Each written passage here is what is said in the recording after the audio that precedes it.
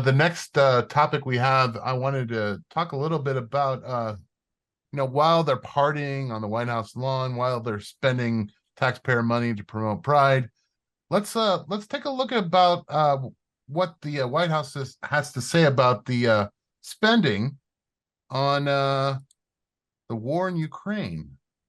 We've got another video for you. Let's see. Here we go.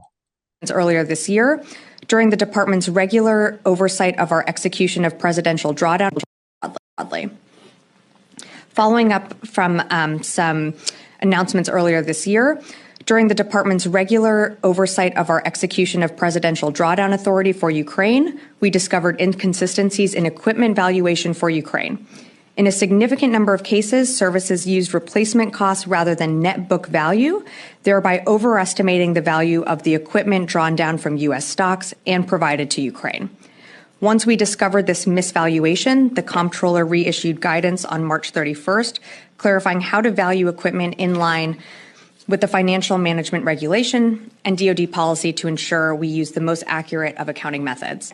We have confirmed that for FY23, the final calculation is $3.6 billion, and for FY22, it is $2.6 billion for a combined total of $6.2 billion.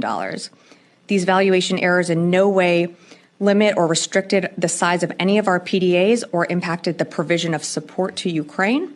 And while the DoD retains the authority to utilize the recaptured PDA, this has no bearing on appropriated USAI or Ukraine PDA replenishment funding approved by Congress.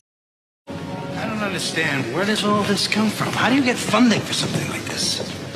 You don't actually think they spend $20,000 on a hammer, $30,000 on a toilet seat, do you? Yes. $50,000 on a hammer, $20,000 on a toilet seat. And $6 billion that was not accounted right, that now is freed up to go to Ukraine. Very, very, very convenient. Yes. Let's start with David on this one. David, you told me that the hammer and the toilet seat actually that's an actual historical thing. I did not know this.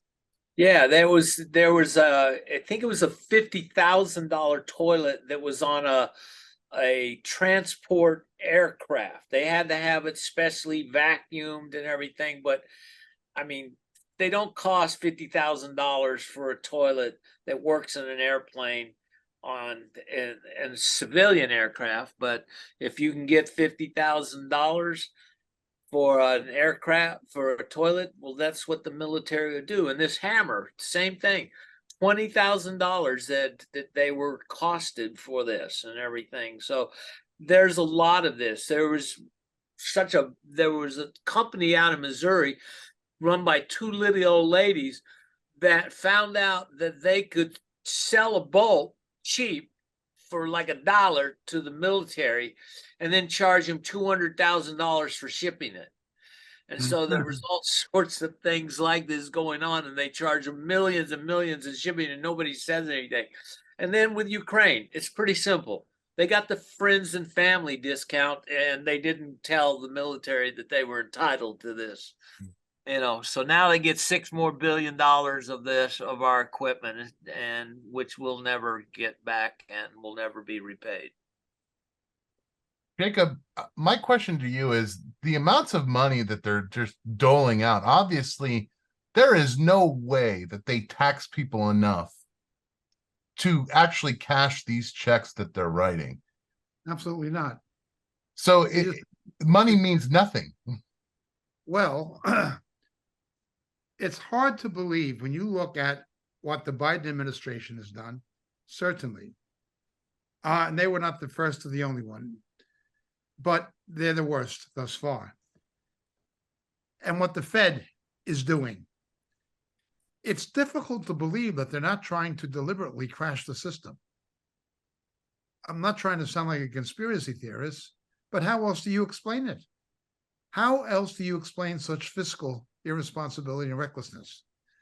Not to mention the fact that this is not a complicated accounting issue. In any conventional audit, you'd be able to find those discrepancies pretty quickly. And if you have good accounts payable and accounts receivable management system, which now you, even with Excel, even with something as simple as Excel, FTC. you can account for your expenditures. How can they lose 6 billion?